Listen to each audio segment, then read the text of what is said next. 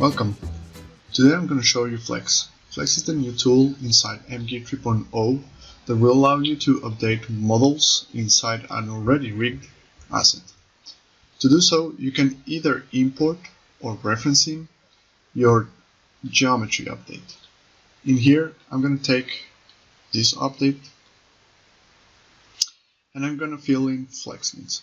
It basically needs you to fill in the top part, which is a source group, a transform node that contains all the shapes that you want to update, and the same for the target in here. Keep in mind that Flex is not a pipeline related tool, so the way in which Flex is finding the matching, the correspondences between the source and the target is by using the shapes name. Okay? So if you hit analyze, you will get this UI, and this UI will help you to kind of understand what Flex found as matching shapes between the source and the target and what you can expect. So here on the source it found all this, and the target it found all this.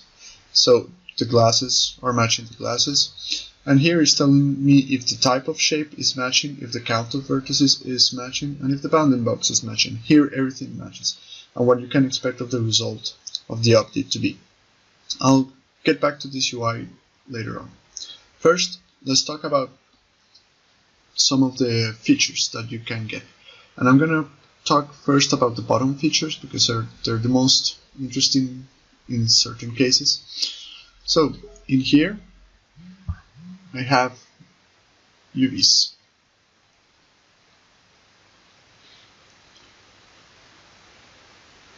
Let's wait for mine to wake up. And in here, I don't have UVs yet, right? So just by hitting update with the form and mismatching, I'm going to turn that off. I will explain that later on. If I hit update, now all those UVs got updated on the targets. Right, good. Let's do some other changes. Let's say that the model got changed a little bit and he became a little bit fatter.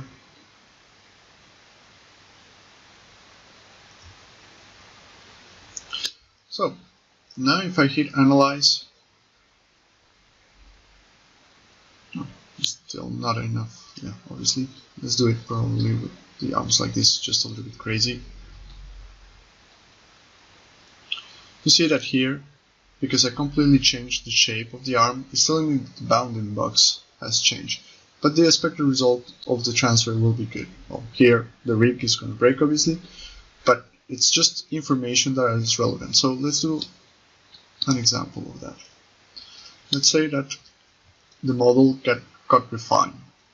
We made the sleeve shorter.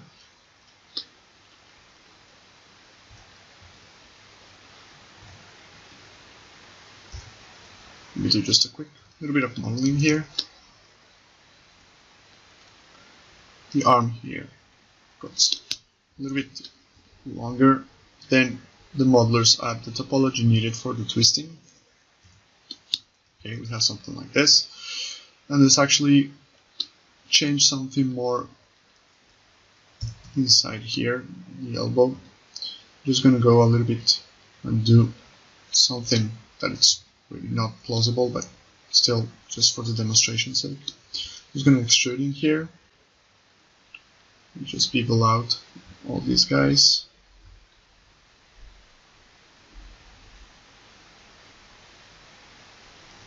Let's say that this was the update of the model. So Flex is going to allow you even to update on pose. If I hit analyze again, you can see what Flex is telling you. So in here, for these shapes, it found that the count of vertices changed and the bounding box changed a little bit, so the result expected might be bad. Keep in mind that this is just for overall information. It's not because the result is red that the result will be fully bad.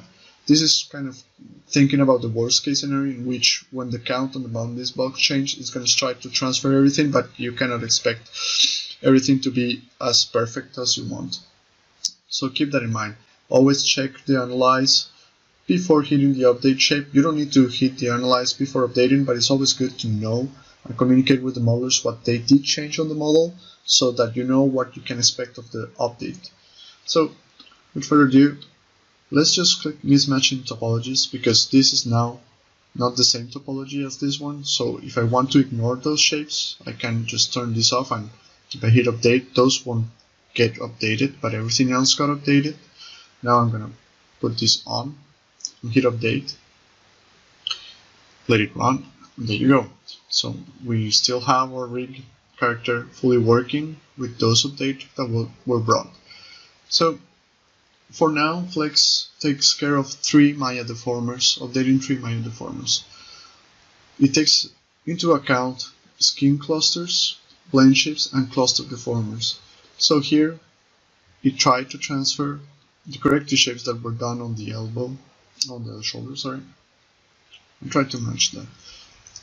Okay, so Flex can be used to just bring those updates faster to your rig without having to do any manual work on it, so that you can keep on working on the rig and with the updates. Now, let's talk about the options in here. The options on the top part are more attribute related. These 3 guys are Maya attributes that are always existing on shapes, and these guys are more like user attributes and plugin specific attributes. So one other thing that I want to mention before diving into this, Flex will update meshes, curves, and nerve surfaces on the rig. So whatever curve is in here and existing here is going to match. Obviously, if, because of the name base, if you find a nerves here and it becomes a mesh in the target, and it's a mesh on the target, basically the result is not going to work. So keep that in mind, but it really depends on what you're updating. If you're updating only attributes, this will still work, obviously. So let me explain a little bit about these attributes. Let's talk about the render attributes, which are these ones. So it might happen that you decided that the default attributes on some of the specific shapes are different, so by just doing this, it will allow you to transfer all those settings into the shapes, right? The same goes for plugin attributes. So let's say that the Arnold attributes changed. Here, the subdivisions got defined. Let's actually change this one, not to be the default of Maya. So here I have 5, 5, and here they were not defined, right? So if I hit update, now all those ones got defined. Can even do it for the other attributes. So let me click in here, update, and you see those got updated as well. Let's talk a little bit about user attributes. So user attributes are basically attributes that you're adding yourself into the shapes. So let's just add one. Just call it test, add. And here now we have on the extra attributes, we have that attribute, that new attribute in here. So I'm gonna just hit update, and now that attribute exists over there as well. So whatever changes you bring to those attributes, they're gonna get updated as well on the targets. If for any reason there was a user attribute added on the target and then on the source it got deleted, this won't get updated on the target, so keep that in mind. Deleting is not being supported yet on user attributes, just because I didn't want this to be destructive right now, but in the future we will support maybe a checkbox just to support those deletions. Let me talk a little bit about transform, the transform feature. To do so, I'm just going to create a quick test scene. So this is my rig, for example, and I'm going to duplicate this, and this is the model of the update call. So the transformed feature is more for props type of rigs, or anything that actually it's not deformed on a rig. So, for example, here, if I do an update on my update group, let's just put it here in the source, put this on the target, and if everything is turned off, obviously nothing is being done. Now I hit the form, nothing is happening because this is not a deform cube, it's a transform cube. So to apply those changes into transform geometries, you need to toggle this on, and then those changes are going to be made. Let's say that we're doing extruding here. So those changes are going to be updated on your targets. Now you have two different features in here, hold position values or new position values. Basically, sometimes it happens that the model gets a new position in space. This is not anymore the default position, but maybe this is the default position. So holding position values means that Flex won't change the position of your rig. But if you hit new positions, then those positions are getting stored back to the target. More feature will come with future releases, but for now, this is what you get. If you have any questions, please report, or issues, please report it into the forum or just shoot at us on the forum. We'll try to get back to you with details. If you see any issues, please let us know.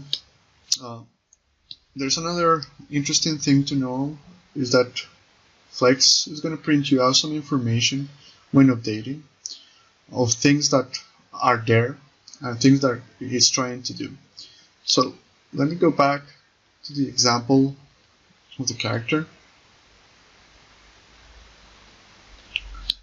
And let me referencing this time the model update. So let's take this as the source and this as the target. And let's just run analyze. So you see analyze is already printed some interesting things. It's telling you that the mismatching types are none and this. So if I start changing topology, this is as well going to be printed. And something interesting is going to tell you is what is missing from the source and what is missing from the target. So basically, this means there's something that it's on the target that isn't on the source and vice versa. So what this help allows you, let me actually import the reference so that I can explain this. If I start having differences of names or just missing shapes, I hit analyze again, you see Flex found less shapes. Analyze UI will always only show what Flex found, not what is missing.